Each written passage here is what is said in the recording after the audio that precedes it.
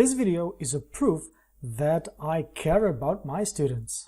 Yes, I look after you because I want you to succeed.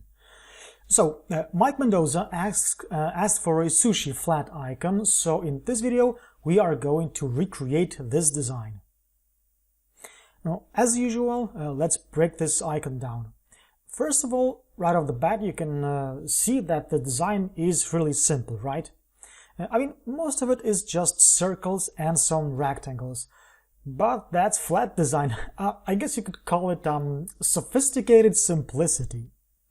And it's actually simplicity, well, and the composition, of course, what makes it look nice.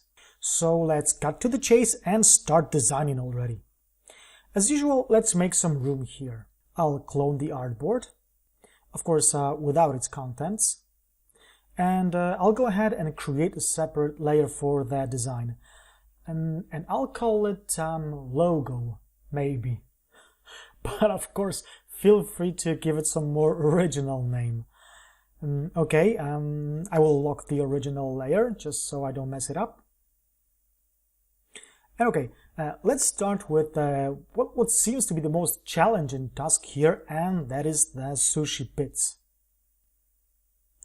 We could create separate ellipses, give them colors and appropriate size, but I want to make you better designer, guys, so I will show you a better way. Sure, we'll start with a humble ellipse. And when we take a closer look at the original, we can see that the bottom parts are a bit, well, flat. But please don't even start to think that we need to use the pen tool to achieve this kind of effect.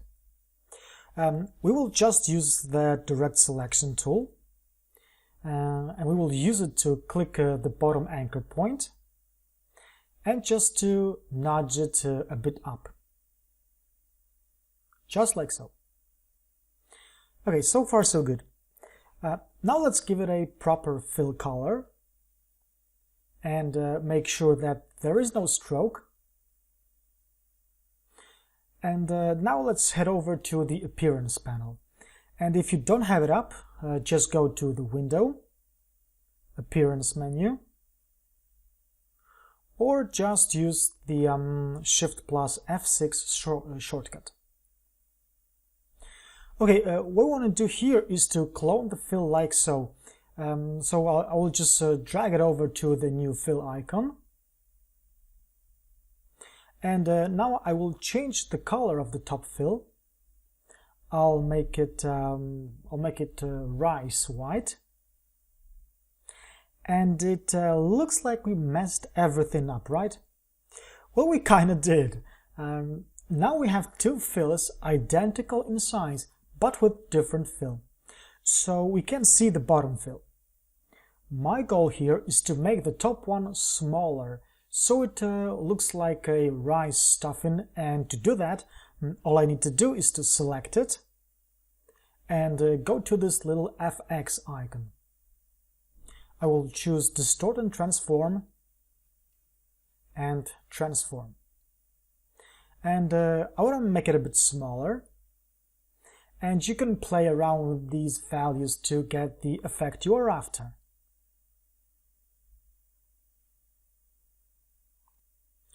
Okay, now let's repeat the whole process with the white fill. So I'll clone it like so. And notice that not only the fill was cloned, but also its attributes, which is a changed size in this case. So I will make it salmon-y orange now. I will reduce its size quite significantly. And there we go. We got a nice salmon stuffing ready. Now, if you want to go for a wasabi bit, it's totally up to you. You can leave it as is, but for educational purposes, I will go for wasabi. By the way, I got a funny story about me eating wasabi one day without even knowing what it was.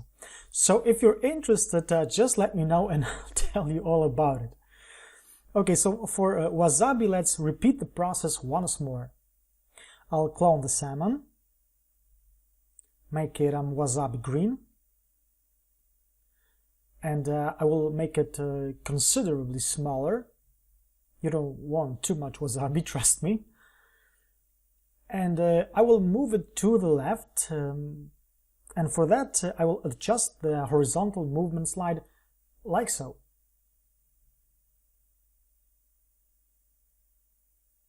And there we go. We did all this with just one simple ellipse, remember?